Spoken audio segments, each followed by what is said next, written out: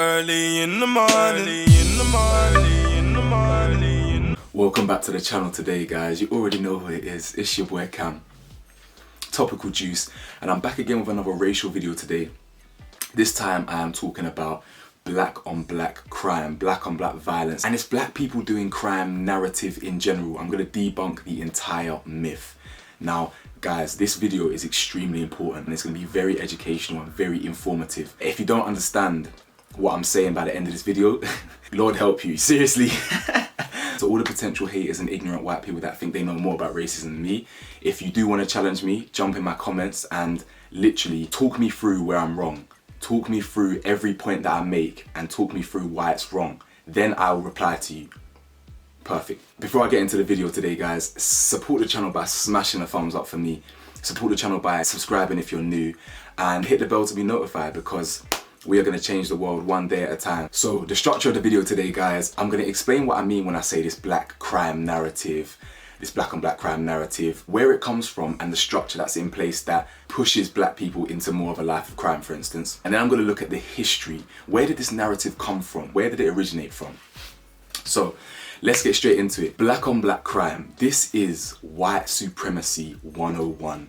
This is conscious and unconscious racism 101. Ignorant white people love to bring up black on black crime statistics, black criminality, things like that. Historically, it's this idea that black people, whether it's in America, UK, wherever, are usually the main perpetrators of crime. Okay, black people commit the most crime, black people commit the most violent crimes, so murders, rape, things like that. Black people are the main people that kill black people. And it stems from this idea that without white guidance or without Western influence, black people will literally just descend into chaos, right? So black people lack IQ and all black people know is just kind of violence and things like that. Now recently, this black on black crime stuff has been used to justify black trauma. So police brutality versus black people, the systemic structure that is built to oppress black people. People seem to think that that is an excuse to justify that. So people will say, blacks are so mad that George Floyd died at the hands of police, but blacks kill blacks all the time. Blacks kill blacks all the time. Like, do you not see how stupid you sound when you say that? If me and all my black friends and black family members here are robbing you at your school every single day for your whole school life, 5 years, and I'm robbing you and your white friends and family. If me and my friends are robbing you every single day at 5 years, give me your money, and one day you turn around and say, oh, you know what? I don't want to deal with this no more. I'm standing up for myself. I don't want to give you my money. And I then turn around and say, what? What? Listen to this guy. White people rob white people all the time. How stupid do I sound? Because what's that got to do with the fact that you've been robbed every day for 5 years by me and my black people? It's got nothing to do with that, does it? It flips at the script and changes the narrative, doesn't it? It's completely irrelevant. So in modern history, people keep talking about black on black crime this, black on black crime that. And it is literally distracting you from the bigger overarching problem, which is systemic racism. Yeah? The systemic racial structure, it's not 100% absolute, but it is the main reason why a lot of black people commit crimes in the US and in the UK and across the world. Because the racial systemic structure we've been raised in puts us in conditions where a lot of the time people are forced to. If I can just take your attention to a brief video. This is Jamal. Jamal is a boy who lives in a poor neighborhood. He has a friend named Kevin who lives in a wealthy neighborhood. All of Jamal's neighbors are African American and all of Kevin's neighbors are white. Because Jamal's school district is mostly funded by property taxes, his school is not very well funded. His classrooms are overcrowded, his teachers are underpaid, and he doesn't have access to high-quality tutors or extracurricular activities. Kevin's school district is also funded by property taxes, so his school is very well funded. His classrooms are never crowded, his teachers are very well paid, and he has access to high-quality tutors and lots of extracurricular activities. Kevin and Jamal live only a few streets away from each other. So how come they're growing up in such different worlds with such different opportunities for success? The answer has to do with America's history of systemic racism. To understand it better, let's look at what life was like for Kevin and Jamal's grandparents. Decades after the Civil War, many government agencies started to draw maps dividing cities into sections that were either desirable or undesirable for investment. This practice was called redlining, and it usually blocked off entire black neighborhoods from access to private and public investment. Banks and insurance companies used these maps for decades to deny black people loans and other services based purely on race. Historically speaking, owning a home and getting a college education is the easiest way for an American family to build wealth. But when Jamal's grandparents wanted to buy a house, the banks refused because they lived in a neighborhood that was redlined. So Jamal's grandparents were not able to buy a home, and because colleges could prevent them from attending through legal segregation, their options for higher education were really scarce. Kevin's grandparents, on the other hand, got a low-interest loan to buy their first house and got accepted into a handful of top universities, which traditionally only accepted white students. This opened up a wealth of opportunities that they were able to pass on to their kids and grandkids. Even as late as the 1980s, an investigation into the Atlanta real estate market showed that banks were more willing to lend to low-income white families than to middle or upper-income African-American families. As a result, today, for every $100 of wealth held by a white family, black families have $5.04. A 2017 study confirms that redlining is still affecting home values in major cities like Chicago today. This explains how Kevin and Jamal inherited vastly different circumstances. I'm just pausing the video briefly there just to remind people that even though this video is US specific, the UK is equally as guilty. Yeah, systemic racism is felt in the UK the exact same way it is felt in the US, okay? If the UK wasn't racist, my mom wouldn't have fallen out with specific family members before I was born because she was dating a black guy. I have already mentioned in the previous video and in my dissertation, yeah, I wrote my dissertation in 2016, 4 years ago. In my dissertation, I talk about what happens when the Commonwealth came over. When black people came over to the UK, yeah, we got sent straight into the ghettos by white people in power. We didn't call it redlining. We didn't call it anything. That's the difference between the US and the UK. The US, it's a lot easier to explain systemic racism because the US is a lot more obvious. They actually openly said, we are going to redline this area, redline this area. The UK did exactly the same thing. How long ago? 70 years ago. Black people have only been in this country for the mass influx of black people and things like that have only been in this country for, let's say, 78 years. Less than 100 years ago, white people were putting black people in the hoods, in the ghettos, in the decaying areas. That is a systemic fact, and that is systemic racism in the UK and the US. It's exactly the same. But anyway, carrying on with the main video. Unfortunately, the story doesn't end there. A big part of systemic racism is implicit bias. These are prejudices in society that people are not aware that they have. Let's go back to Kevin and Jamal. Against all odds, Jamal manages to be the only student from his high school to get accepted into a great university, the same one that Kevin and his high school friends are attending. But after Kevin and Jamal both graduate, Jamal notices that his resume isn't drawing as much interest as Kevin's, even though they graduated from the same program with the exact same GPA. Unfortunately for Jamal, studies show that resumes with white-sounding names get twice as many callbacks as identical resumes with black-sounding names. Implicit bias is one of the reasons why the black unemployment rate is twice the rate of white unemployment, even among college graduates today. You can see evidence of systemic racism in every area of life. The disparities in family wealth, incarceration rates, political representation, and education are all examples of systemic racism. Unfortunately, the biggest challenge with systemic racism is that there's no single person or entity responsible for it, which makes it very hard to solve. So what can you do? The first thing you can do is work towards becoming more aware of your own implicit biases. What are some prejudices that you might hold that you're not aware of? Second, let's acknowledge that the consequences of slavery and Jim Crow laws are still affecting access to opportunity today. As a result, we should support systemic changes that create more equal opportunities for everyone. Increasing public school funding and making it independent from property taxes would be a great start, so that poor and wealthy districts can receive equal access to resources. Systemic problems require systemic solutions. Luckily, we're all part of the system, which means that we all have a role to play in making it better. I should be able to end this video here. That video explains everything perfectly. Perfectly. See, the way my mind works, that's obvious. Systemic racism breeds crime. but I'm going to take you through the process. Okay, I'm going to take you through the process. Now let's look what systemic racism looks like in practice. Take a look at your screens now at two women. We have two women and two very different realities based on the fact that one is white and one is black. Let's read the example from Tanya McDowell.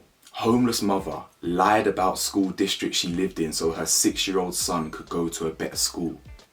She was sentenced to 5 years in jail for that. The equivalent, Felicity Huffman, a white woman, wealthy actress, paid $15,000 to cheat her daughter's way into a better college.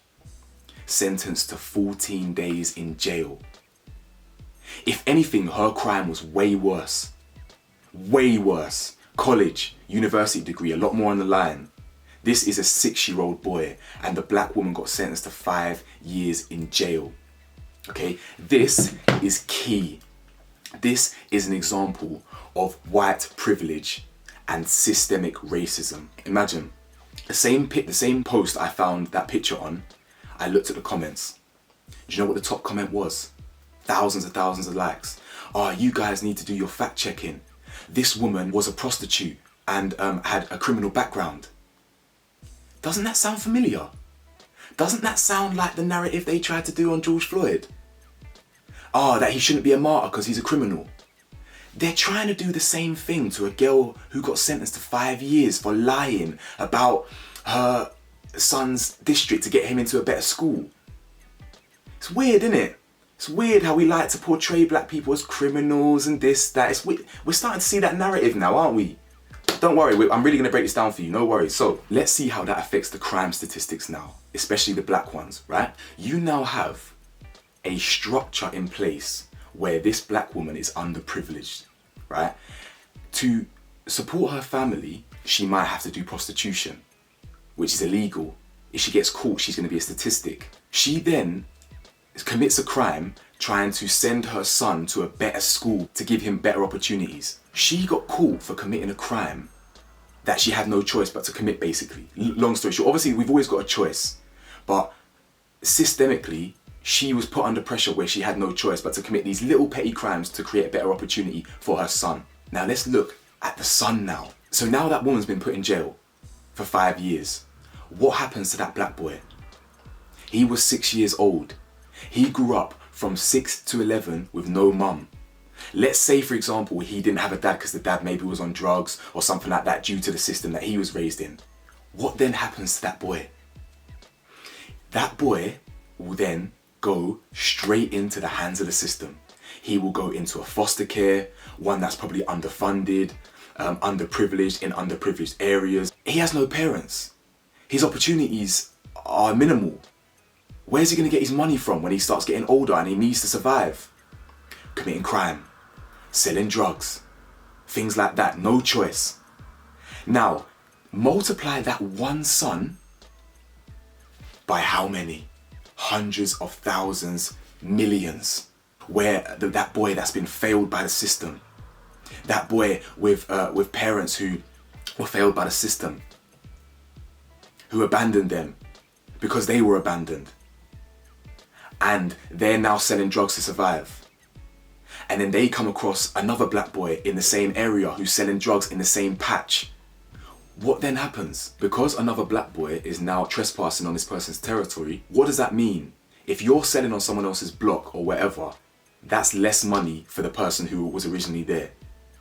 You then have violence, murders, shootings, because you need to protect your money, you need to protect your space. Black people killing black people is not by choice. Let that sink in. If black people were going to choose to kill people, would it not be the oppressors? And I'm not saying white people, all white people. I'm not saying this, I'm not saying that. Before you start saying Cam's full of hate, Cam's trying to... Shut up. Yeah, it's nothing to do with that. I'm not saying let's start killing white people and this, that. But if we were going to choose, yeah, wouldn't you be angry and choose to kill the people in power, not the people who are suffering with you? Yeah? That explains a lot of black on black crime, a lot of black on black violence. The system is built in white person's favour. It's not saying that no white person hasn't been a victim of the system and white people can't go to jail or white people can't be poor. It's nothing like that. Yeah, it's nothing to do with that. Stop missing the point. The point of the matter actually is the system. White people don't get oppressed by other white people. White people don't get oppressed by any other race. Black people do. And as a consequence of black people historically being oppressed throughout history, we are then, in the modern day, 2020, we didn't cure any of the problems. 2020 is going to be another year that we look back at in 100 years' time as part of the problem. Do you know how mad that is? In 100 years' time, they're going to look back at 2020 and think, and not see any different between 100 years prior. We have not changed. You're probably thinking like, where has this come from then? Like, what is this narrative? Where has this narrative come from? This narrative that black people commit all the crimes and black people are just committing crimes against each other just because we want to, and this, that, and the other, blah, blah, blah. It comes from white people, right? And it comes from the white system. So it came from scientists back in the day. It came from politicians. It came from white media. It came from everything. It is a pure lie and it is a pure fabrication. Ask yourself, why did my mum fall out with family members because she was with a black guy? Why is it that you might clutch your bag when you're walking past a black person? Or you might get off the tube when you see a Muslim on the tube because you think he's a terrorist? Why is that? It's not because the stats back it. It's not because it's a fact. It is literally media manipulation and historical bias and prejudice. Always, always, always in the favour of white people. Always. I'm going to give you a very quick whistle-stop tour of the history and where it comes from. You can go into detail. You can Google and take your own time and go into detail to do your own research as well. But this is just a starting block, right? The history starts, I think, the 1700s, right?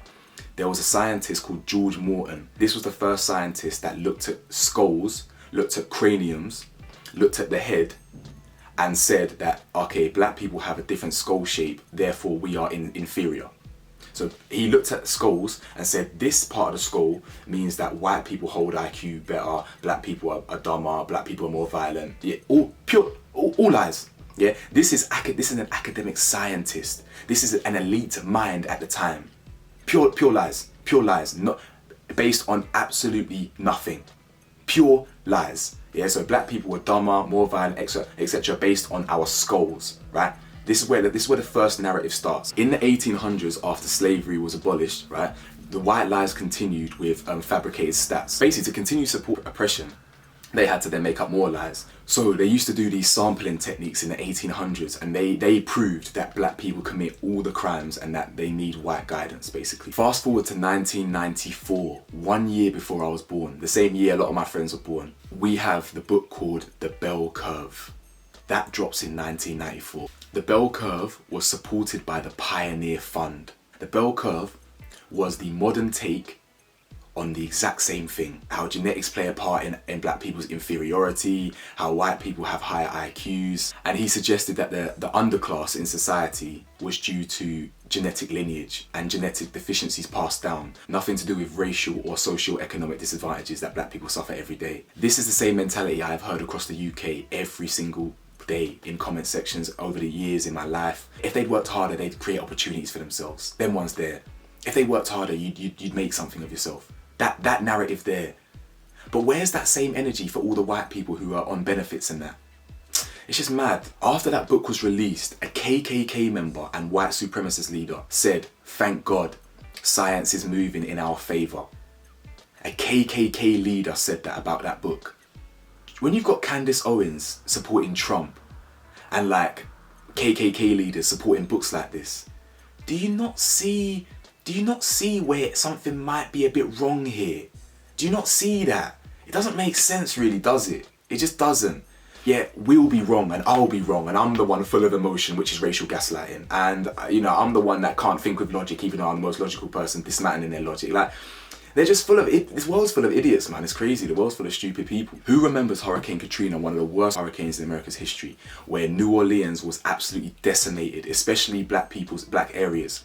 Kanye West himself, before he became an Uncle Tom, said with chest on live TV in 2005, George Bush doesn't care about black people.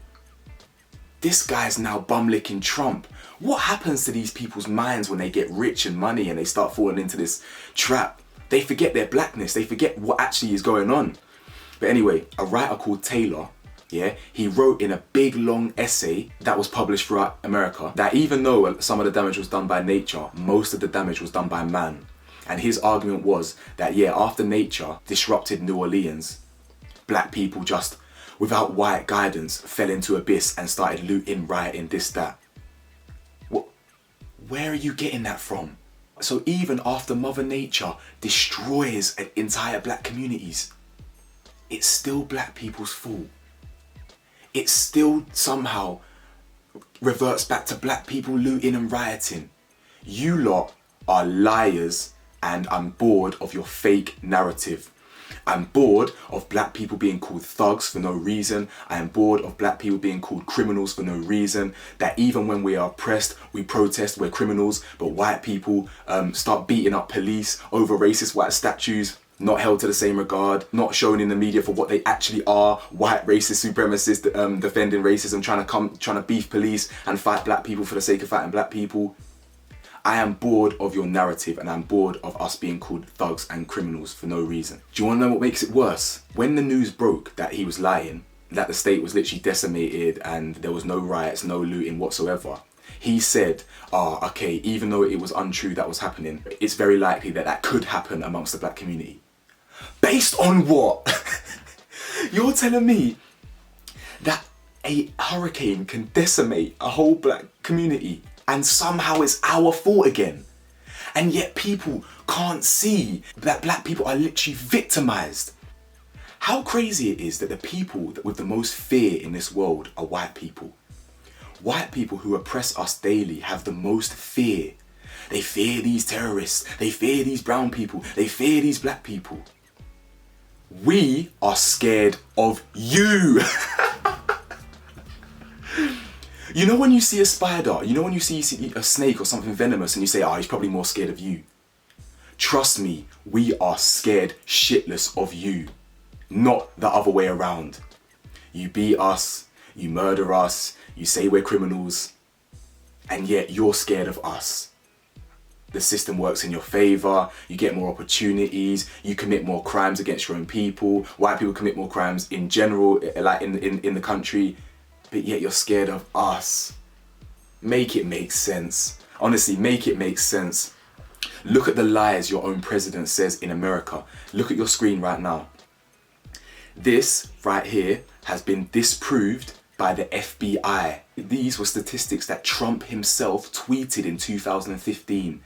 Do you know where they come from? They come from a neo-Nazi site. Fabricated stats, fabricated lies, pure bollocks. But yet you've got millions and millions of white UK people and white Americans who live and die thinking that this is the truth. So my last two videos calling you lot idiot, ignorant dumbasses, yeah? I will stand by that until the day I die if you continue to think like them.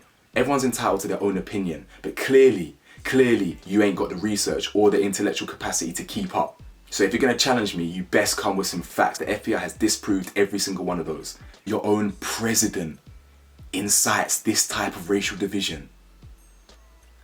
I'm the one who's full of hate. Or this is the president that incites all this racial violence, and one black person in Candace Owens support this person. And yet white people cannot for the life of them see the correlation between Trump and racism, or Candace Owens and ignorance, or coonism. You get me? Like, it's absolutely crazy. I'm literally just gonna end the video here. Dylan Roof, Google who that was. The guy who shot up the church. Research his origin story. Research, yeah, all the information he Googled before he made the choice to kill those people. He found from sites like that neo-Nazi site that blacks killed whites, blacks raped white women, black this, black that. He got radicalized from those types of news articles. He then went on to murder 9 innocent churchgoers. He was sat in that church for an hour, listening to the prayers, listening to the hymns, listening to the ceremony, loading up his strap to empty clips on black people. He reloaded multiple times. So it's not emptying the clip and then that's it running off. He emptied the clip, reloaded, emptied the clip, reloaded, emptied the clip, and reloaded again. All because he got radicalized and revolutionized by lies and a white narrative that supports white privilege. If you don't understand white racism and systemic racism now, there's no hope for you. Seriously, I don't mean that in a bad way. If you don't get it, there's no hope for you. You're gonna stay ignorant until you die.